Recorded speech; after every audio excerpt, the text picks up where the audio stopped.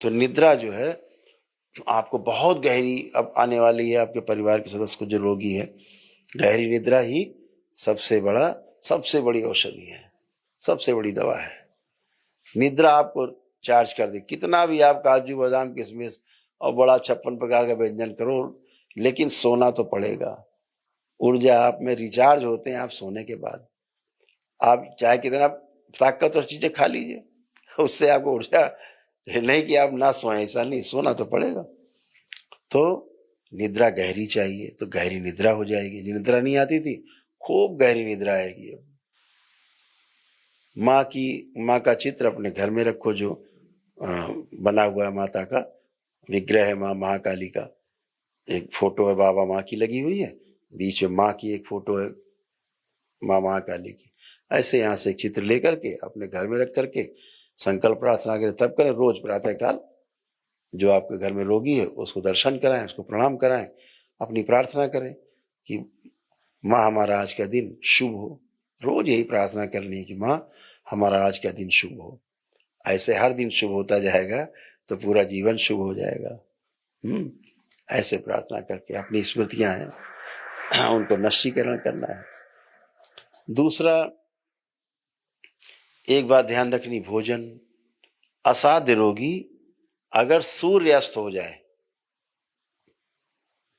तो फिर चाहे जितनी भूख लगी हो, फिर भोजन नहीं करे। जितना भोजन करना है, जो भी करना है, सूर्य अस्त होने के 1 घंटे आधे घंटे पहले तक भोजन कर ले।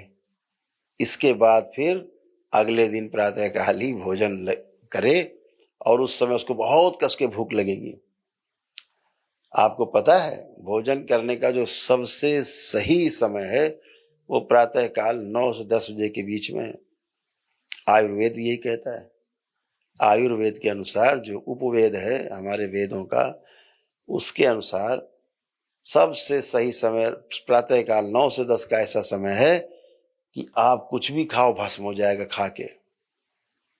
फिर बताया गया कि दोपहर बाद बहुत हल्का भोजन करना है। जो सुबह कर लिया खूब कस के, उसके बाद दोपहर बाद वाला भोजन हल्का करना है, और रात्रि में फिर नहीं करना है। वो सबसे नहीं करना है, मतलब नहीं करना है। ये एक औषधि है। तो जो दिन भर में आपके शरीर में आपने इकट्ठा किया है, रात भर में व्यवस्था कर लेता है शरीर, उसको पचा लेता है, आपके शरीर में रस धातुओं को पुष्ट करता है, और आपको आपकी इम्यूनिटी को बढ़ाता है, आपकी जीवनी शक्ति को बढ़ाता है, जीने की जो शक्ति है उसको बढ़ा देता है। ये आपको करना है। ये बहुत बड़ी औषधि है कि अगर हम सूर्यास्त के पश्चात फिर जल के अलावा फिर हम कुछ भी नहीं खाएंगे, तय कर लिया कुछ नहीं खाएंगे। ये जरूर इस बात को ध्यान रखें। अंकुरित अनाज का प्रयोग करें। अनाज को जैसे चना है या मोठ है या जो भी थोड़ी मेथी वगैरह जैसे लोग कर देते हैं, अंकुरित कर देते हैं, अंकुरित किया हुआ अनाज थोड़ा सा खाने की कोशिश करें। कम पचता हो तो डाल करके उसमें कढ़ाई में, और उसको ढक्कन से ढक करके हल्का सा पानी के छींटे दे करके हाफ बॉयल कर लिया तो आराम से कुचल जाएगा। वैसे ना खा सकते हो तो उसको पीस करके, हल्का बॉयल करके पीस करके, और उसकी रोटी बना करके उसी खिला दीजिए अंकुरित अनाज की। ये भी फायदा करेगा आपको। लेकिन कच्चा खा लेना सबसे ज्यादा फायदेमंद है अंकुरित होकर के।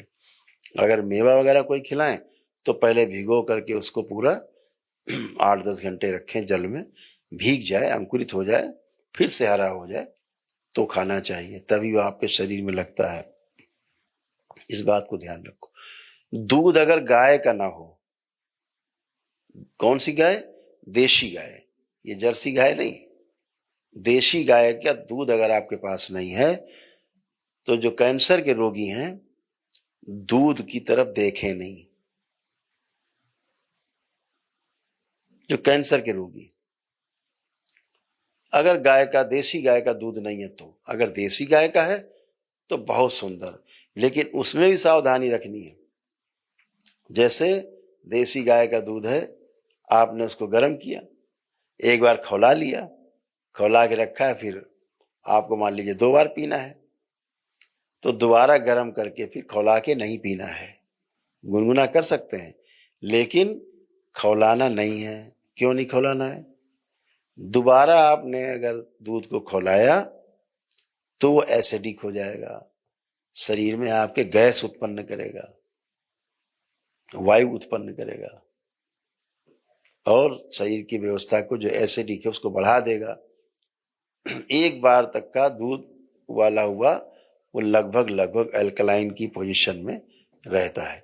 इसी प्रकार दही जमाएं तो दही को भी जो है ऐसा ना हो कि एक बार उबाल कर रख दिया, फिर दही जमाते समय फिर उबाल दिया और फिर उसका दही जमा दिया। ये दही एसिडिक होगा, अम्लीय हो जाएगा क्षारीय के स्थान पे। तो अगर दोबारा जमाना, एक बार का खौला हुआ दूध रखा है, दोबारा उसको दही जमाना है, तो केवल बॉयल ना होने पाए, गर्म करके हल्का सा उसको दही के लिए जमा सकते हैं। उस दही का प्रयोग किया जा सकता है। अंकुरित अनाज है दही, ये सब चीजें, लेकिन गाय के दूध से ही निर्मित, देसी गाय के दूध से निर्मित ये वस्तु हो। कैंसर के रोगी ना ही खाएं तो बहुत अच्छा। सबसे बड़ी एक आपको बात बताना चाह रहे हैं, कैंसर के जो रोगी हैं सामने बैठे हैं मेरे तमाम, अगर आप 2 चीजें छोड़ दें तो कैंसर आपका कुछ उखाड़ नहीं सकता। 2 चीजें अगर कड़ाई से छोड़ दें, एक चीज है जिसका नाम है मिठाई, शक्कर से बनी वस्तुएं, मीठी चीज एकदम छोड़ दें। कसम खा ले कि हमें छूना नहीं है। जब तक हम स्वस्थ नहीं हो जाएंगे तब तक नहीं खाएंगे। स्वस्थ हो जाएंगे तो फिर खाएंगे, लेकिन जब तक स्वस्थ नहीं हो जाए, मुक्ति नहीं मिल जाए इस कैंसर रूपी राक्षस से, हम नहीं खाएंगे। और दूसरा है नमक। जितना कम से कम नमक खाएं, सेंधा नमक खाएं, उसके स्थान पे सफेद नमक के स्थान पे थोड़ा सेंधा नमक खाएं। तो टेस्ट को अगर छोड़ दिया जाए कुछ समय के लिए तो ये आपको बहुत बहुत बहुत फायदा करती हैं चीजें। शरीर के स्तर पर जूस का प्रयोग ज्यादा से ज्यादा करें, खाने की चीज कम, जूस की चीजें ज्यादा करें। गेहूं है, चावल है, इससे बचें खाने से, इन सब से बच जाएं। नहीं खाना हमें अनाज। दालें ले सकते हैं आप, दालें खा सकते हैं। तो ऐसे चीजों को आप अगर अपना लेंगे जीवन में तो सोने पे सुहागा है। और आपको फिर, मुझे ऐसा लगता है कि दरबार ने जो प्रक्रिया आपकी कराई वो तो है ही आपके साथ, और जैसे ही आप ये करते हैं तो आपका इम्यून सिस्टम और मजबूत होता है, बहुत ताकतवर होता है। तो ये सब आप कर सकते हैं, इस बात का विशेष ध्यान रखें। और